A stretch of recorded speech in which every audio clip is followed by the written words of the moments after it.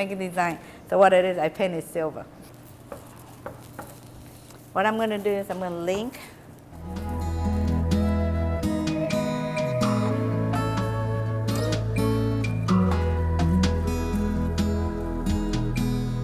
in our school for flower arrangement, we could use surface anyway to make arrangement. And then to make it kind of look pretty on that side, you get another one to do the arrangement. So, okay, you put it underneath. I'm going to use the carnation again, the baby carnation. Since we have baby carnation, you're going to get again a small container, yogurt container, right? You put it in the middle right here. Okay, and then you put the flowers on top of it. Here's your vase.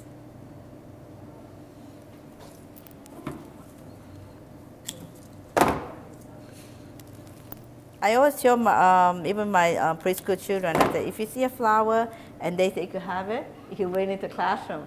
So when I use that for counting, so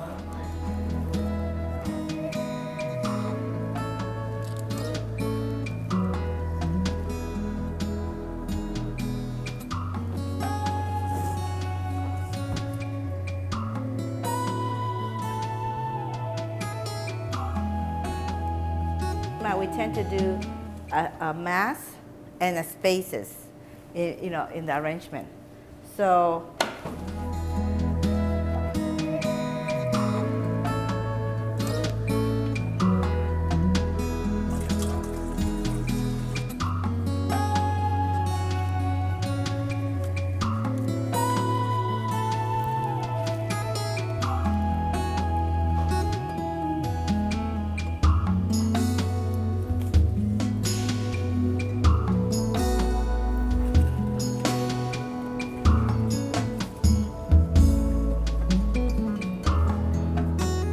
what we do is we're using mainly the branches to support it.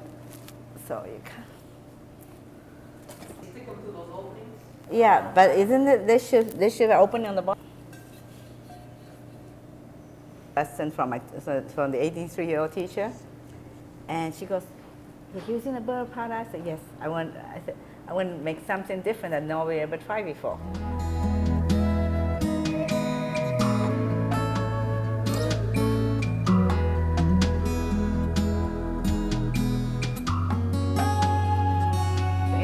They'll be happy to share with you because they have to put it in the trash, right? They don't know what to do with it. So. Everybody, welcome. My name is Peggy Hasegawa, and I am so happy to see so many of you who would like to make origami with me. Origami is a Japanese word. It has a meaning in English. Ori means to fold, and gami means paper. So you are going to fold paper to make wonderful things. And the best thing is that all you need is a piece of paper. And then you can make something. All you need is this piece of paper. And usually it's this shape. What shape is it? Square. It's a square. Leave the paper on the table. If it's your habit to fold paper in the air, this is very, very hard. But if it's on the table, it's very, very easy. So it's on the table. Always use two hands while you're folding. It's too hard if you have one hand on the table and you're trying to fold it. It's too hard. If you grab it with two hands, then you could make the fold. You always want to go upwards. Going up is easy. Always use two hands to grab it. Always fold it going upwards. Do your best to make the corners and edges touch. Don't have to be perfect. Nobody's perfect. Then you will hold it here so it doesn't get crooked. You will hold it in the center and use your finger to fold it from the middle to one side, fold it back out to the other way. One of the hints, one of the tricks for doing good origami is to have good technique, is to fold it your best and try to follow the rules where it's on the table, because your origami will turn out. If you have it in the air, you make it difficult. So one of the tricks is to keep practicing and practice the technique, how you're folding it, okay? We're going to make a duck. The paper is colored on one side and white on the other. So when we start, I need you to put the paper so it's the white side facing upward. And this time, I'm going to ask you to fold it in half into a triangle. So you are going to take the corner to the top corner. Always leave it alone after you fold it. So don't accidentally turn it or flip it over. The best thing to do is leave it because you're ready for step 2. I'm going to unfold the paper, and this is a big hint. I never pick up the paper and unfold it, because after I've unfolded it, when I put it back down, I may accidentally put it down on the wrong side. This line, it's in the middle. This triangle and this triangle are identical. This is the line of symmetry. This is the bottom edge. This is the other bottom edge. I always use 2 hands. I always fold going up. I'm going to grab the edge so it touches the line of symmetry, and I have half of a kite. Now, I can use 2 hands to pull the other edge to the line of symmetry. It looks like this. The white has to be at the top. What you're going to do with 2 hands, you're going to pick up that point and make it touch the straight line. Now I'm going to show you the part that you just folded up. We're going to make the bird's head. Let me bend it down. You want the head to be medium, not tiny, not gigantic. You could glue it onto a card. You could make a birthday card for somebody or a get well card, but your birds are going swimming. I pick up my paper. Look where my hands are. I'm holding it. I look at his face. My thumbs. I put my thumbs on top of his face. One on this side, one on this side. And what was the name of the line that's running between my thumbs?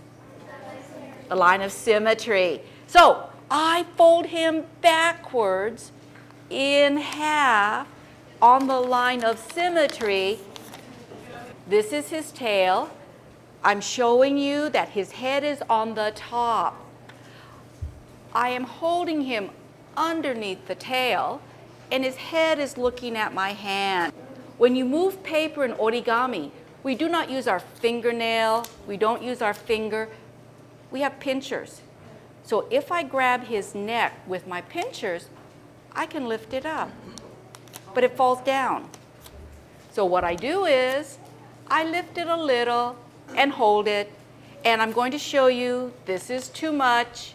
It does not come up this high, only a little to get it off of his back. And if I hold it tightly, I can let go. I can let go, and then my hand will come up underneath his neck and pinch it. If I pinch underneath his neck, the neck will stay up by itself. So hold on to the place where you pinched it. Hold on to underneath his neck. And your other hand with the pinchers, it's going to swivel up his head so he can look straight ahead. But after you lift it, you must pinch it on the back. See if the bird will look like he's swimming and not tip over. This one is really tricky. Sometimes the bird doesn't want to do this. Sometimes you have to make 3 or 4 before the bird will go on his neck. But we can try, because, sometimes you have to open him up a little bit. So can he look for food in the water? It's one of my favorite things to teach. Usually the origami paper is a square, but sometimes it's a rectangle. It's horizontal. I'm going to use the words. When the paper is sitting like this, it's vertical. Your paper must be horizontal.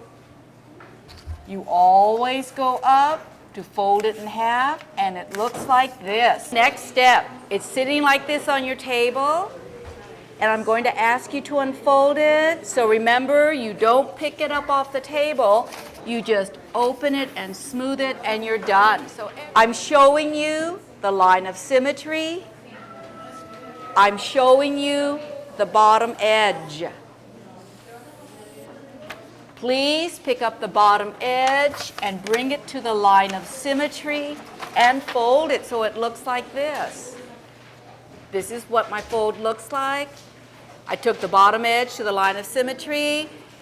Everybody, rotate your paper so the folded piece is at the top. Next step, take the bottom edge, make it touch the line of symmetry and fold it. And it should look like mine, right? Unfold everything on the table. You can smooth it. You can smooth it. Next step. And everyone, I want to help you remember how to do this at home. So I'm going to repeat. The paper was horizontal. You folded it in half. You made the two edges come to the center. And when you open it, you should see 4/4. If you don't see 4/4, something is wrong. So I want to help you remember how to do this at home. Rotate your paper so it's vertical. And everybody, fold your paper in half. Next step, unfold your paper. Unfold your paper. And you have a brand new line of symmetry, the vertical one. Take the bottom edge to the line of symmetry and fold it. Next step, I'm going to show you the 4 corners. Please take a look to see how I rotate it. 1 corner, 2 corners, 3 corners, 4 corners. So it's rotated while I work. I'm going to show you 1 corner. I'm going to show you the 2 important places. I've marked them. This line and the bottom edge. This line and the bottom edge. But you need to bring up that bottom edge so it touches that fold line. There's going to be a little strip of paper left over. Please take a look. I'm showing you the top of the origami. I'm showing you the top. I'm showing you there's a little extra strip of paper I'm moving. It wants to rip. It wants to rip right here. So I want to help you keep it from ripping. This is what I do. That extra strip, I have to pick up, but it doesn't want to give. So I smooth it on that place it wants to rip, and I fold it really, really wide. This is on the table. It used to be 1 flat piece of paper, but when I put my thumbs inside and I lift up gently, it pops up into a box. I know it, but the next step though, the next step, because this is not a good box. It's kind of caved in. So what you need to do, you need to go to the outside corner and pinch it really hard. So I'm pinching 3 and 4 corners, and you gently squeeze it. And you have another box, you can put it inside. And you have this wonderful box that you can put a present in.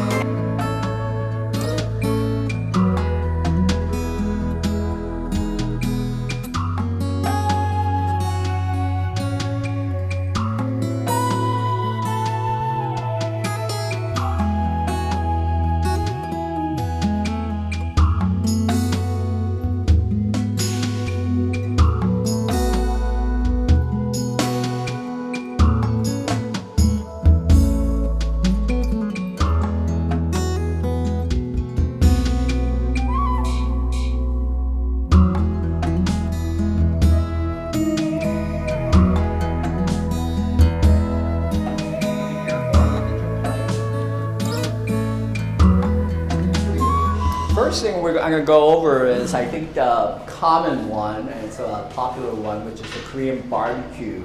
Okay, so this with marination You can use it towards carne asada, pollo, beef, chicken, you name it, it's up to you. Now I'm going to go over what is called a hanshik cooking, which is hanshik means traditional Korean. Now we have what is called japchae today. Japchae is a assorted noodle, vegetable that is prepared over here already, but I'll go over the step-by-step with you. But in essence, the length of the size, the vegetable cut, the length is very important to a hanshik cuisine. For example, noodles are always kept long in size and length. They're never cut. So we're gonna go and do the Korean barbecue marination. Okay, I think the basic we want to start with is soy sauce. Okay, you can use low salt, high sodium. You can use tamari, which is a Japanese version of a soy sauce, which has less sodium. So, but the soy sauce is the basic we want to start with. Okay, now sugar. I'm using a standard ingredients, the ratio that generally you would enjoy. Soy sauce, sugar. Now, mirin is sweet sake. Here, this is sake, standard sake, dry sake. Okay, now Korean cuisine, one of the ingredients is sesame oil, which pretty much goes in every dish. You can imagine every Korean dish has some portion of the sesame oil. Okay, the level is different when you use it, a little different, but sesame oil, flavor of Korea. And then we have white onion. Okay, white onion. So we have Asian pear or an apple, okay? And definitely garlic. Second most popular sale in Korea is garlic, okay? The portion is up to you. If you really like garlic, you can toss in more. If you don't, toss in less. That's up to you, okay? So about garlic, okay? And then sesame seeds goes towards the end. So, and then we have salt and pepper to finish it off, okay? Salt and pepper to finish it off. So, and this is the secret recipe for the Korean barbecue sauce, okay? Coca-Cola. You know how we use beer for steak? Yeah. Well, Or sometimes for barbecue. yes. Well, why Coca-Cola? Because one, it adds sweetener to it. And then what it does is also breaks down the meat, right? So when you have that particular kalbi or Korean barbecue at a restaurant, you go, wow, this place is good. The meat is just melting. It must be the top of the line meat, huh? Coca-Cola, huh? Coca-Cola, okay? Okay. I would use what is called a 2-2-1-1-1. But we're going to do a 2 of soy sauce. So you notice it's not just 2 meaning 2 cups or 2 this. It could be 2 of anything. 2-2-1-1-1. Okay. So with that, we're gonna go ahead and do sugars next. Okay. So 2-2 falls into.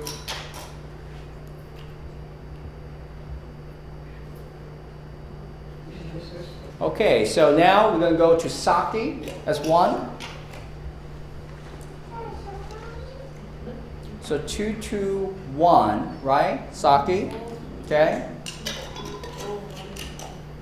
And we're gonna go mirin as the next one. 1.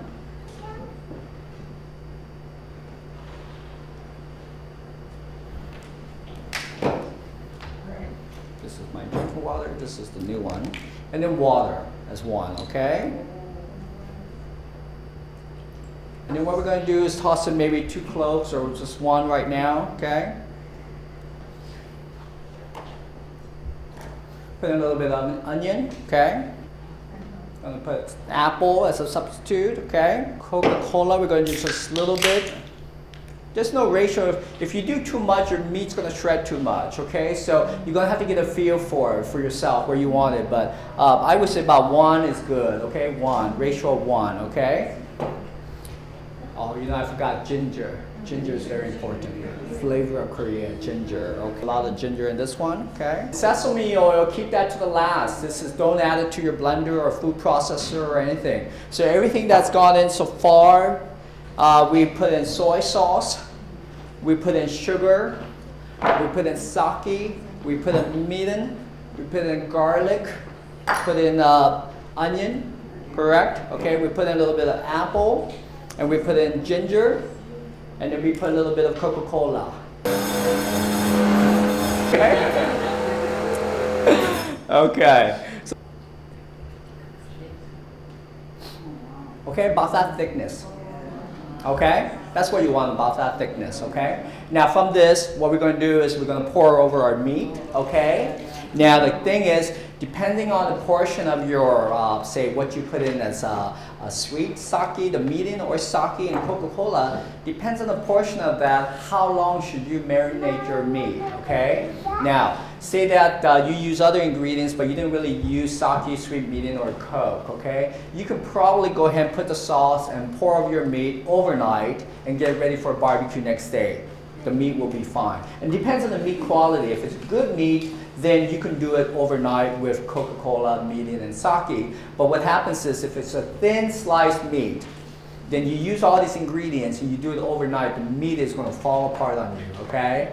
So keep that in mind. So marination, a time period, depends on how much of the ingredients you use, how much of the Coca-Cola you add to the sauce, has a lot to do with how long should you marinate. Okay, if you went to a Korean market, they normally would use a thin meat. They don't use a good quality meat, and they don't use Coca-Cola. They don't use medium. They only use sake. They use white onion. They use soy sauce. A lot of sugar and a lot of water. Their water ratio is about 10. Wow, huh? So you don't need to do this. And the thing is, if you make a gallon of this barbecue sauce, you can freeze most of it. You don't have to use all of it at once. You can freeze it, thaw it, and then add it to your meat and get ready for the barbecue next day or next week, okay? So that's a good thing, is that you do not have to use it all at one time. You can go ahead and freeze it, okay? So here, I used chunk ribeye, okay? And this is Costco. They come in chunk. So what you do is just cut out a little bit of fat. Their meat quality is superb. Okay, you may not have access to the wholesale products, but Costco is a good example, or Stater Brothers and so on. Thin slice it. So I like to use the back of the knife unless you have a meat. Just tenderize it. See that?